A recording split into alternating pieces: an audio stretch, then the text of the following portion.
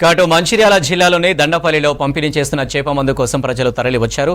మండల కేంద్రానికి చెందిన రంగసాయి ప్రేమరాజ్, భూలక్ష్మి దంపతుల ఆధ్వర్యంలో 15 ఏళ్లుగా ఉచితంగా చేప మందు పంపిణీ కొనసాగుతుంది. ఆస్తమా బాధితులకు ఔషధంగా పనిచేసే ఈ చేప మందు కోసం జిల్లాలోని అన్ని ప్రాంతాల నుంచి ప్రజలు తరలివచ్చారు. మండల కేంద్రంలో మృగశిర కార్తెను పురస్కరించుకొని ఉబ్బసం వ్యాధిగ్రస్తులకు గత 15 సంవత్సరాల నుండి ఇక్కడ చేప మందు పంపిణీ చేయడం జరుగుతున్నది.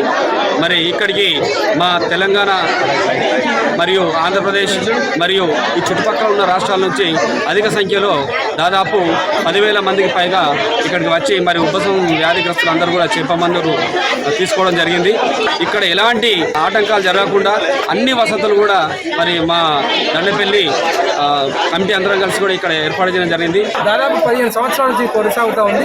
దాదాపు ఇక్కడ మూడు రాష్ట్రాల నుంచి కూడా ఇక్కడికి ఒక 5-6 వేల మంది ఇక్కడికి రావడం జరుగుతూ ఉంది.